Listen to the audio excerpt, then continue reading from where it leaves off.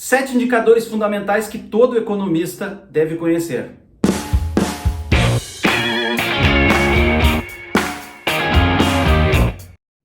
Olá, bem-vindo ao meu canal sobre gestão e já começo pedindo para que você se inscreva e curta o vídeo se você gostou, claro. Vamos lá. Os indicadores econômicos são levantamentos estatísticos, eles servem para mostrar como anda a determinada situação em um determinado local e durante um período. Seja por agências governamentais ou iniciativa privada, esses dados estatísticos são levantados periodicamente. Normalmente esses cálculos são feitos todos os meses. Você pode pensar nos indicadores econômicos como termômetro da situação econômica do país. Eles mostram se a economia do país está indo bem ou se ela está indo mal. Se o que temos é contração do cenário econômico ou é expansão do cenário econômico.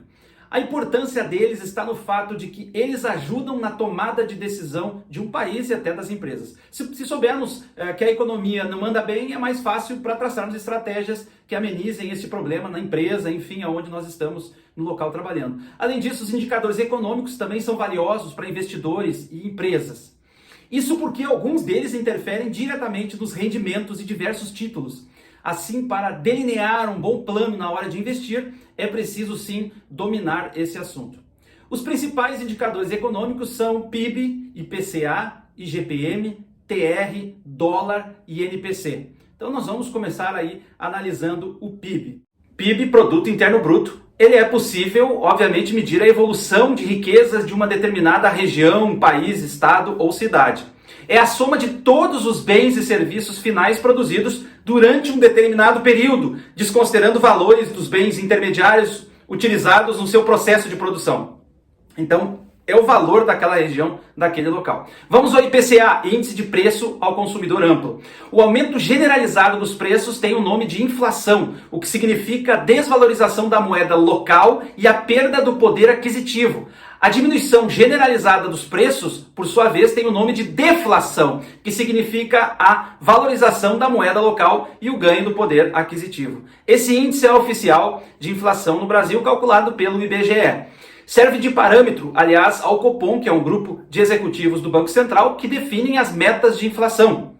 E ainda, para o Bacen, manter o controle das políticas monetárias ou fiscais necessárias no momento. Ele é calculado a partir do consumo das famílias que ganham entre 1 a 40 salários mínimos nas regiões metropolitanas das cidades de São Paulo, Rio de Janeiro, Belém, Fortaleza, Recife, Salvador, Belo Horizonte, Curitiba, Porto Alegre, Brasília e Goiânia. Esse cálculo é realizado mês a mês, porque o Conselho Monetário Nacional entende que ter o IPCA em alta e sob controle é importante para o crescimento da economia. Nós ouvimos muito falar sobre o IPCA diariamente. Por isso se controla com os cálculos frequentes o IPCA. Vamos ao IGPM, que é importante. É o Índice Geral de Preços de Mercado. Calculado pela Faculdade Getúlio Vargas, a FGV, indica a oscilação dos preços para os setores de atacado e da construção. É um indicador de confiança dado ao mercado privado, sendo utilizado como indexador dos contratos realizados entre empresas. O IGPM é muito importante para a economia brasileira, porque é composto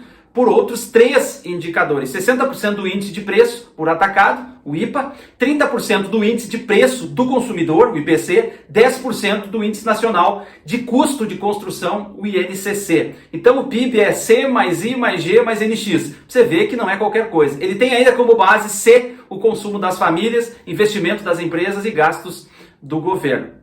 O outro indicador importante é o TR, é a taxa referencial. Criada nos anos de 1990, a taxa referencial possui como objetivo combater a inflação no país. Hoje, o seu propósito é ser uma espécie de indicador para correção monetária em algumas aplicações financeiras que você já deve ter visto em algum momento em operações de crédito. Ou seja, é utilizado para atualizar valores ao longo do tempo. É utilizado a TR para isso. E aí nós temos o dólar.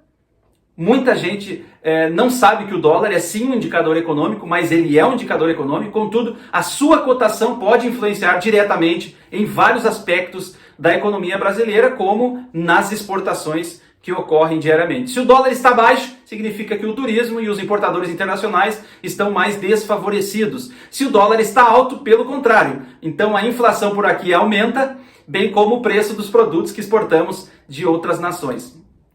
Agora vamos à Selic, Sistema Especial de Liquidação e Custódia. A Selic, como você já deve saber, é a taxa básica de juros do Brasil. Por ser a taxa básica, ela é capaz de interferir inúmeras outras taxas, como as de juros de empréstimos. Quem define é o Comitê de Política Monetária, o Copom, e este o faz a cada 45 dias. Em resumo, a Selic é bastante importante em medidas de contenção da inflação. Afinal de contas, quando ela está alta, significa que os preços em geral também estão. Por consequência, as pessoas consomem menos e a inflação é controlada. Se a Selic está baixa, então a economia aquece. Nesse cenário, o povo consome mais e, como você já deve ter deduzido, a inflação também aumenta.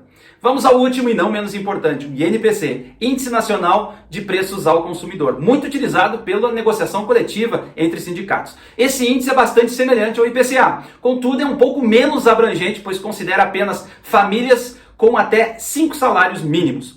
O INPC é calculado pelo IBGE e serve para avaliar a oscilação no preço de produtos básicos para o brasileiro, como o nosso tradicional arroz e feijão.